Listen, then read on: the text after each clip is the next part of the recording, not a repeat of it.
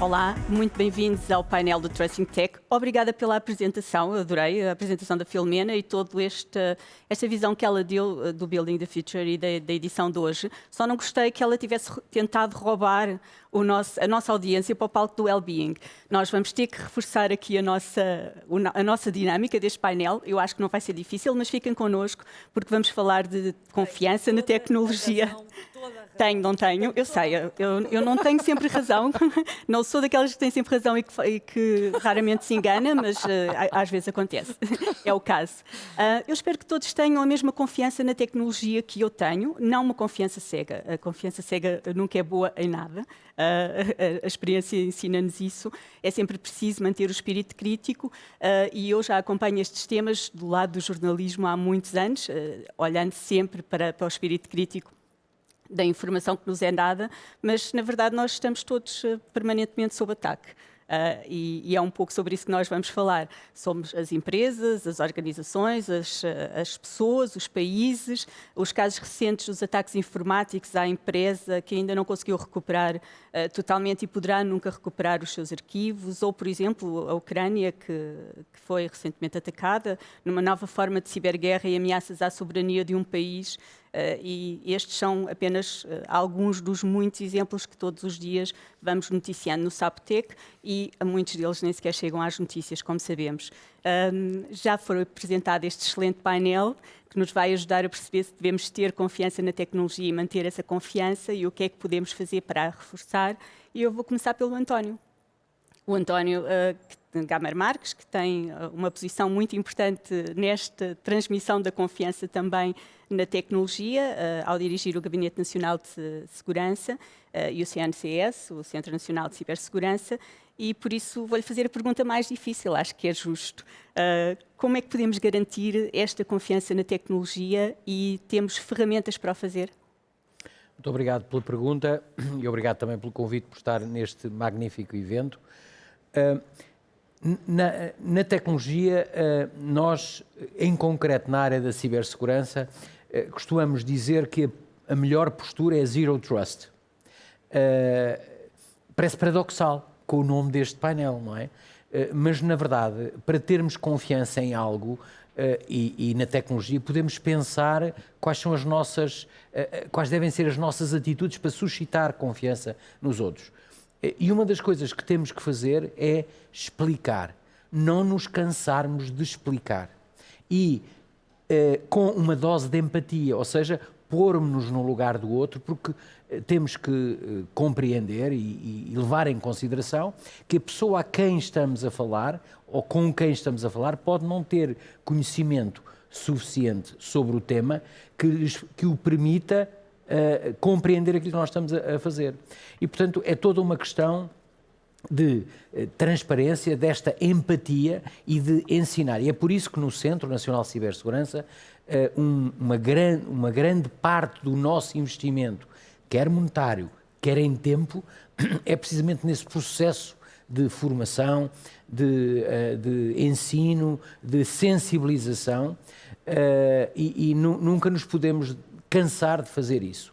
E isso não é o único ingrediente, mas nós entendemos que é um ingrediente fundamental. A outra componente é o desenvolvimento de políticas públicas que temos feito ao longo destes anos.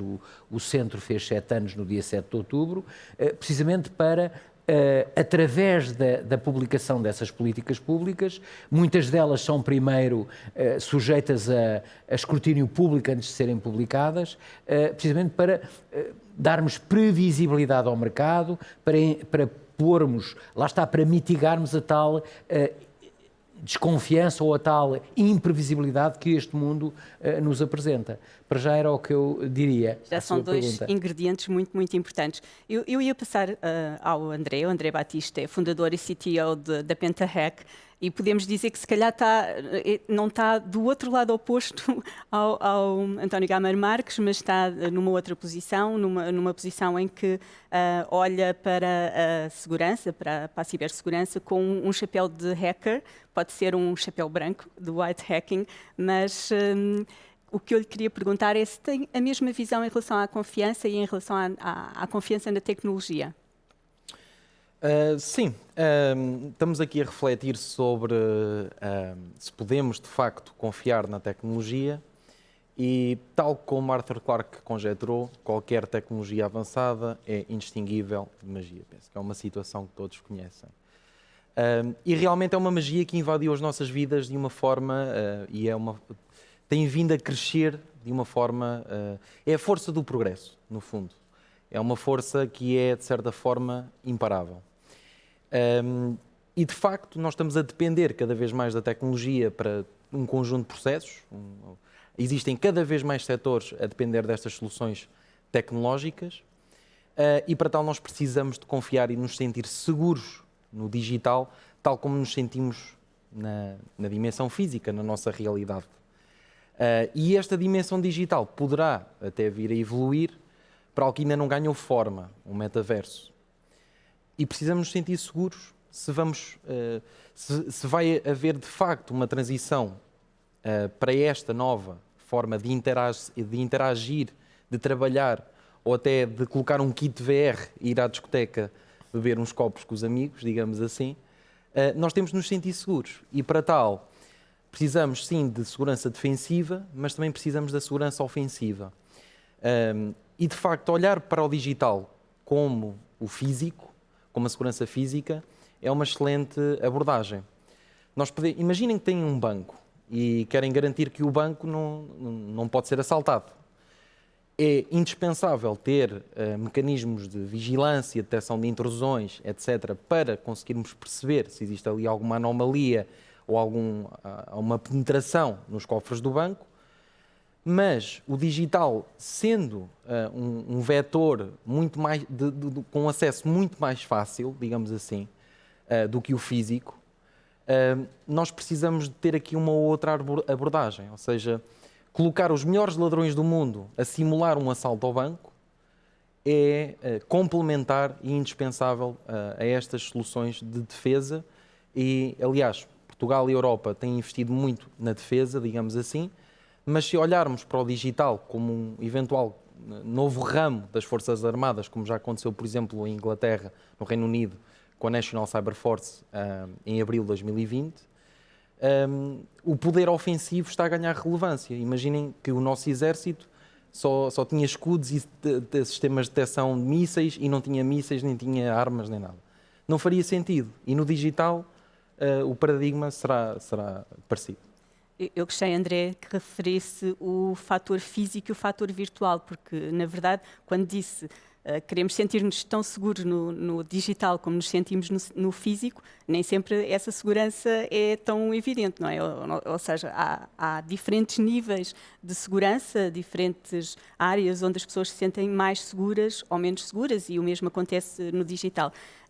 Falou nos bancos, e bem, a propósito, não sei se era uma dica para eu passar à Sofia Toscano Rico, que é responsável pela divisão Gabinete de Gestão de Crise do BCE, o Banco Central Europeu, e que tem aqui um papel relevante em termos de regulação num setor que é crítico, que é um setor muito exposto também, um setor muito regulado, mas também muito exposto e muito apetecível para os ataques informáticos. E por isso queria perguntar à Sofia, quais é que são as principais preocupações, como é que vocês olham para esta questão da confiança e que preocupações é que têm e o que é que transmitem em termos de vossa cadeia de valor ao setor financeiro? Obrigada, Fátima, pela pergunta. Obrigada também pelo convite. É um gosto estar neste painel.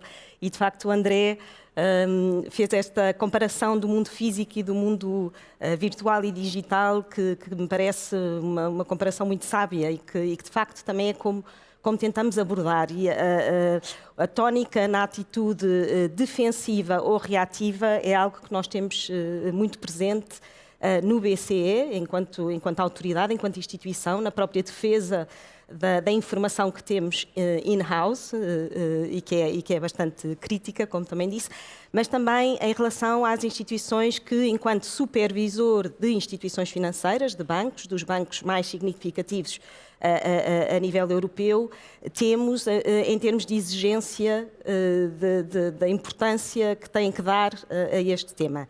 E Na parte da supervisão, a cybersecurity e a IT resilience no geral tem sido uma área prioritária já há alguns anos e continua a ser uma prioridade estratégica para entre 22 e 24, claramente uma área de prioridade estratégica. Nós participamos, enquanto instituição, também na parte da regulação, com uma série de outras instituições europeias.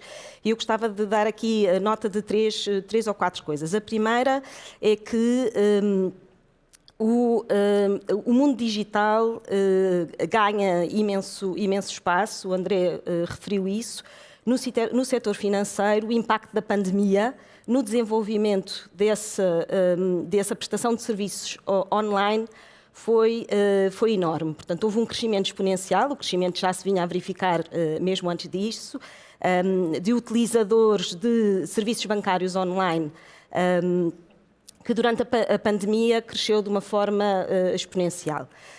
E, portanto, as instituições têm que estar cada vez mais atentas aos riscos que correm e cada vez mais antecipar esses riscos e verificar se os seus sistemas são seguros e permitem, se houver algum ataque, defender a instituição e os dados que têm de forma rápida e ágil. Há uma série de iniciativas que estão agora em curso em termos regulatórios. Por exemplo, temos a União Europeia lançou uma estratégia de digital finance muito abrangente, que implica, por exemplo, a área de defesa da Digital Operational Resilience. Há um regulamento em desenvolvimento exatamente nesta área e que tem pontos como a exigência das instituições fazerem penetration tests, mesmo threat-led penetration tests, ou, por isso, fazerem uma simulação de ataques. Tem uma série de informação sobre como é que se fazem reportes de incidentes e como é que a partilha de informação sobre os incidentes que vão ocorrendo de uma forma aberta e abrangente pode ser utilizada pelas outras instituições como identificação do que pode estar a acontecer, identificação de quais são as práticas mais sofisticadas que vão aparecendo, porque não podemos achar que em determinado momento sabemos tudo. Isto vai continuar a evoluir, os hackers são cada vez mais sofisticados, os ataques são cada vez mais sofisticados e temos que estar preparados para isso. Portanto, isto é um processo, não é algo que se consiga determinar e solucionar só no momento em que estamos. É mesmo verdade, se olharmos para os bancos e vamos pensar nesta instituição específica, isto são centenas de anos de evolução. Provavelmente toda a gente se lembra de ter visto muitos filmes de ataques a bancos e como é que as coisas foram evoluindo em termos de defesa, os cofres, os sistemas de retardados de abrir cofres, etc. Portanto, no digital é absolutamente normal que as coisas também evoluem, só que tem que evoluir muito rápido. Não temos estas centenas de anos que se calhar tivemos nos bancos para conseguir evoluir. A verdade é que, por muito que exista este olhar para a segurança e esta confiança, nós estamos muito dependentes das empresas e estamos muito dependentes das grandes tecnológicas, estamos muito dependentes do software, estamos muito dependentes de fatores externos a nós para que essa segurança seja efetiva e que nos sintamos seguros perante estes ataques que existem e que são mais sofisticados. Alguns não são, de facto, e provavelmente vocês também os conhecem, não é?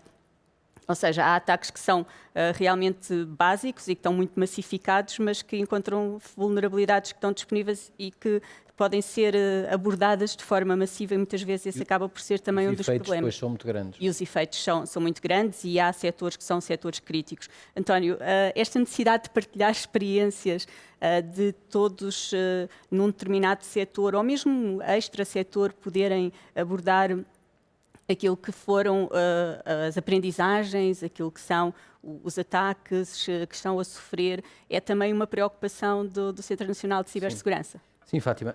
A esse propósito, deixem-me só partilhar convosco, nesta lógica de partilha, um artigo que recentemente li e que convido todos os que nos estão a ouvir a ler, se puderem. Ele foi publicado na última Foreign Affairs de janeiro e fevereiro de 2022, portanto, muito recente. É o segundo artigo escrito por uma senhora, uma professora de Stanford, que se chama Jacqueline Schneider. E o artigo chama-se A World Without Trust. Esse artigo insere-se em 5 artigos sobre o ciberespaço e sobre a forma como hoje vivemos neste contexto. E o que a senhora diz, e na qual eu me revejo completamente, é que instituições e empresas, sobretudo aquelas que fornecem serviços críticos, apesar da digitalização, não devem nunca deixar de saber fazer aquilo que é crítico de forma analógica. Porque se esquecerem de o fazer, se não aprenderem como fazer isso, ou melhor, se não aprenderem no seu ciclo de aprendizagem como fazer essas coisas, em situação disruptiva digital, ficam com a atividade completamente parada. E isso foi um caso recente na nossa sociedade, em que, inclusivamente, se viu que foi preciso ir buscar pessoas da antiga geração de como fazer um jornal pela forma antiga. E o jornal que estou a falar até mostrou, numa lógica de transparência e de partilha, esse processo. Portanto, uma dica fundamental, não é uma dica, é uma recomendação. Identifiquem o que é crítico nas vossas organizações e garantam que sabem como fazê-lo de forma analógica, usando também as pessoas. Essa é a segunda componente relacionada com a sua pergunta. A partilha de experiências. Nós, em Portugal, e o André sabe bem isso porque pertence a essa rede desde o princípio, a Rede Nacional de C-Search, que é uma rede que já junta 46 entidades, a maior parte delas do setor privado, que agora estamos a criar comunidades de interesse temáticas relacionadas com essa rede, e é uma fonte fundamental, não só de propagação de problemas, propagação no sentido de, está aí, vem um problema, vamos todos ativar divulgação, como também de boas práticas para os mitigar. Está a ver? Há um outro aspecto que eu gostava de referir e de dizer aqui a todos. António, deixe-me só interrompê-lo. Diga, mas esta partilha de boas práticas muitas vezes não... eu sinto um bocadinho isso, que às vezes as pessoas têm tendência a não fazer para não revelar as suas fragilidades e não revelar que foram atacados. Certo. A esse propósito, e fico contente que me pergunte isso, há um caso que hoje em dia é um case study de um ataque que ocorreu em 2019 numa das maiores empresas de transformação de alumínio do mundo, que é norueguesa. Se fizerem no YouTube, Norsk Hydro Cyber Attack, e têm, e portanto esse caso já é estudado nas business schools mundiais, as melhores, e eles optaram por ter uma comunicação de total transparência. Não esconderam a ninguém que estavam a ser atacados, nem a ninguém shareholders, portanto acionistas, nem a ninguém dentro da própria empresa, que tem footprint em 40 países do mundo. E é extraordinário, são 50 minutos, se não tivermos 50 minutos seguidos, vemos aos bocadinhos, mas aquilo é uma lição. É uma lição de comunicação, de estratégia de comunicação, de humildade. Mas isso é uma cultura muito própria de... Pois, Fátima, mas nós temos que aprender também com isto, não é? Quer dizer, ou seja, essa transparência e esse revelar... Dá confiança. Temos que pensar é que, em vez de retirar confiança, pode trazer confiança de que sempre que há uma exposição... E as ações da Norsk Hydro, contrariamente ao que seria expectável, subiram. Isso está documentado, não estou a inventar. Uma outra componente de confiança que a União Europeia e nós estamos a fazer é certificar produtos e serviços conectáveis à internet. Nós, com o Ministério da Economia e Transição Digital e com a Imprensa Nacional Casa da Moeda, desenvolvemos no ano passado e lançámos em dezembro um primeiro esquema de certificação em cibersegurança que é baseado no quadro nacional de referência.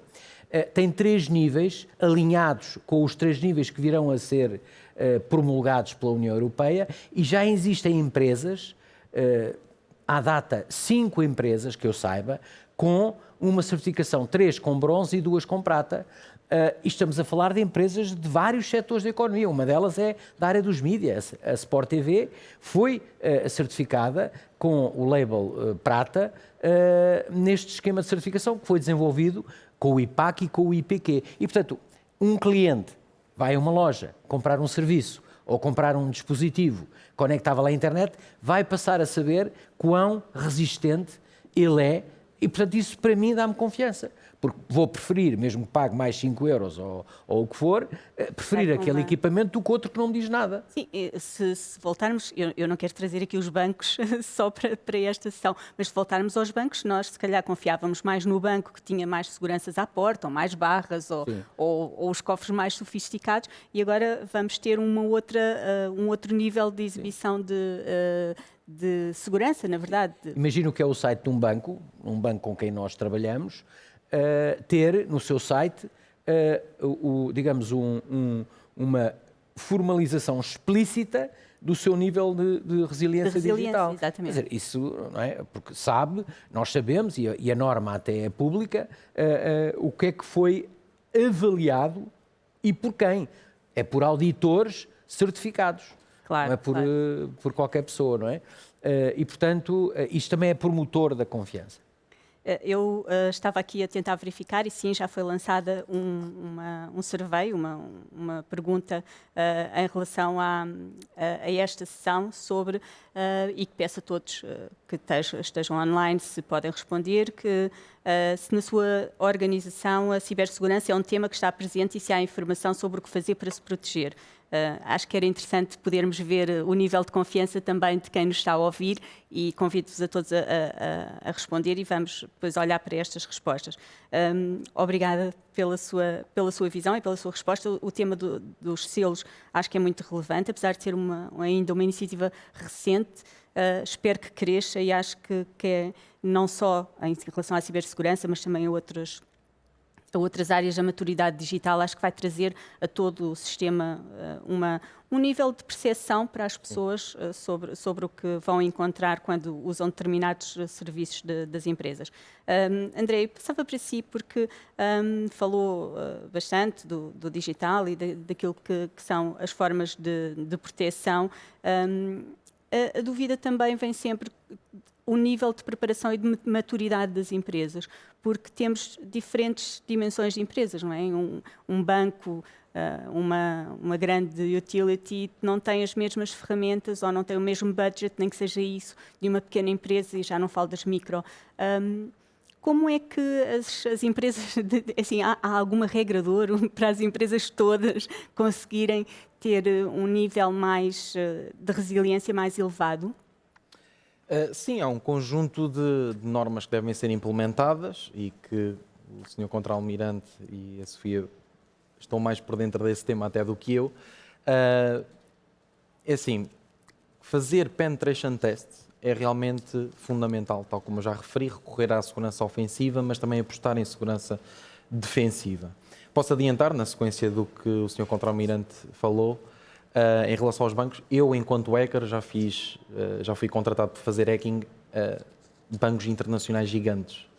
E realmente as fragilidades que são encontradas nesses bancos são surpreendentes e o impacto é devastador, caso fossem vulnerabilidades. Surpreendentemente graves, surpreendentemente simples. E que nós somos contratados e os bancos ou outras entidades corrigem essas vulnerabilidades. Mas isto para dizer o quê? Que há empresas e organizações que nem sequer têm equipas de segurança internas e, neste caso, nós estamos a falar de entidades que têm equipas de segurança internas gigantes. E ainda assim é possível encontrar ali um caminho para efetuar uma determinada ação no sistema para o qual não foi originalmente concebido. E essa é a definição de que... Ou seja, o conceito de hacker é pejorativo, negativo. Quando se ouve falar num hacker, as pessoas acabam por ter algum receio. Mas é um receio que não se aplica a todos os indivíduos que são hackers, que são indivíduos criativos, que têm essa capacidade de descobrir essas fragilidades que permitem aceder a um sistema. Voltando, por exemplo, ao tema que nos chocou no início do ano, do ataque ao grupo Empresa. Eu não tenho qualquer tipo de conhecimento privilegiado sobre o tema, mas as fragilidades humanas são um vetor que os hackers maliciosos mais básicos, digamos assim, com menos conhecimento técnico avançado, acabam por aplicar, por ser fácil ligar a alguém, fazendo-se passar por um fornecedor e levar a pessoa a transmitir algum tipo de credencial que depois dá acesso. Não sei se foi esse o caso ou não, mas se tratar da exploração de uma vulnerabilidade que até pode ser desconhecida, só é possível tentar evitar que estes desastres aconteçam recorrendo a técnicas ofensivas, ou seja, fazer testes de uma forma regular e recompensar os investigadores de segurança e tentar estimular até que essa investigação seja feita. Para quê? Para nós conseguirmos reduzir ao máximo a probabilidade de materialização de um ataque deste género, com o impacto que todos sabemos que pode causar nas organizações. Portanto, há um conjunto de metodologias com base em normas, tal como já foi falado, devem ser seguidas, apostar fortemente em equipas internas, só que depois também há uma forte lacuna no mercado de mão de obra qualificada nesta área. Certo. E felizmente cá em Portugal temos iniciativas excelentes que têm vindo a acontecer e eu orgulho muito de fazer parte de uma delas, que é o Cyber Security Challenge PT, em que um conjunto de entidades, o Centro Nacional de Cibersegurança, a Universidade do Porto, o Instituto Superior Técnico e a Associação Portuguesa da Segurança de Informação, se juntaram para fazer isto acontecer. É um europeu do hacking e já agora todos os participantes, que sejam estudantes com idade igual ou inferior a 25 anos, convido a tentarem participar e obter qualificação para integrarem a nossa Seleção Nacional de Hackers e mostrar que Portugal realmente tem talentos, porque tem. Nós não temos realmente uma oferta justa e competitiva nesta área e à semelhança de outras áreas e tipicamente programadores e setores tecnológicos acabam por ir lá para fora por terem vantagens. Fazer o hacking noutros sítios. Só que é urgente e é gritante que Sim. nós conseguimos manter estes estas talentos competências cá, estas para e proteger outras, o nosso não é? país. Exatamente, é muito importante e fica ao convite e obrigada por essa referência. André, nós estamos aqui já a aproximar-nos do final e é interessante olhar para o survey, o pool que está a decorrer, onde vemos que 76%, eu acho que não estou a ver mal, sim, 76% das pessoas responderam que nas suas organizações a informação é clara e, portanto, é muito positivo. Temos aqui, pelo menos nesta audiência, temos aqui uma audiência que está em organizações muito preparadas para responderem a ciberataques e sabem o que fazer para se proteger. Como já estamos mesmo no final, eu vou pedir-vos, fazer-vos um desafio sobre olharmos um bocadinho para o futuro, estamos no Building the Future, portanto faz todo o sentido, olharmos para aquilo que aí vem e de uma forma rápida identificar quais é que são as tendências mais preocupantes e também o que precisamos de fazer para reforçar as organizações. Assim, num pequeno tweet. Sofia, vou começar por si. Obrigada, Fátima. Não, eu acho que realmente a melhor defesa é o ataque e, portanto, sem querer ser repetitiva, continuo a dizer que ter capacidade de fazer testes e testes que possam ser threat-led tests, mesmo simulações de ataques, é algo que devia ser uma prática corrente nas instituições e principalmente nas instituições que prestam serviços críticos. E gostava de dizer que estes testes, a importância destes testes não é só para avaliar a tecnologia, os sistemas de tecnologia que funcionam, mas também avaliam a capacidade das pessoas e dos processos que estão instituídos. E, portanto, o que foi dito aqui de se houver um ataque, se determinados serviços estiverem em baixo, o que é que podemos fazer na instituição para continuar a manter a prestação de serviços é essencial. Quais são as pessoas que podem intervir quando determinados sistemas estão em baixo é outra forma essencial. E, para mim, olhando para o futuro, outro ponto crítico que a Fátima falou e que já se falou aqui um pouco também, é uma abertura, é a capacidade de partilha de informação, nós não estamos a defender unicamente determinadas instituições de forma individual, mas os hackers, quando atacam, podem atacar qualquer instituição, em qualquer sítio. É uma ameaça que é uma ameaça global e, portanto, a partilha da informação e haver fóruns específicos para podermos discutir com case studies, com best practices, com benchmarking de onde é que estamos, é essencial. Portanto, eu acho que o futuro tem que ser mesmo, e contando com o apoio de hackers como o André, que, como disse, o hacker, a terminologia tem um sentido negativo e não pode ter. Para estes testes é fundamental termos bons hackers que tentem mesmo identificar as vulnerabilidades, e eu acho que o futuro está aí, porque a ameaça não vai desaparecer seguramente. Seguramente. André, num tweet, não precisa de ser 140 caracteres, vá um bocadinho mais, mas qual é que é a sua visão? Sim, não me quero estar aqui a repetir o que já foi dito, mas de qualquer forma os ataques vão ser cada vez mais frequentes. Todas as entidades têm que ter consciência de que vão sofrer um ataque a curto ou médio prazo. A questão não é se vai acontecer, é quando, e têm que estar preparadas para conseguirem responder e evitar todos os prejuízos que possam daí resultar. Mas lá está, o futuro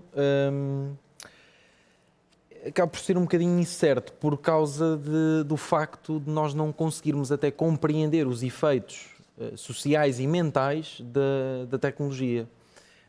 E realmente esta é uma transição que temos vindo a assistir, e há uma aceleração gigante na globalização, com concernos que não devem ser descurados, e portanto temos que proteger, temos que confiar nos hackers, não podemos ter medo de contratar este tipo de soluções, e precisamos que mais jovens tenham interesse por esta área, pelos motivos que já referi. Obrigada. António? Da minha parte, eu acho que cada vez mais vamos procurar e vai acontecer que estas competências sejam naturais no nosso comportamento, tal como é natural hoje em dia entrarmos num carro e pormos o cinto de segurança. Não era aqui há uns anos atrás, mas agora é. E essa vai ser uma tendência. E outra tendência, enfim, eu gosto pouco de ser profeta, mas acho que temos que procurar isso, é humanizar as tecnologias.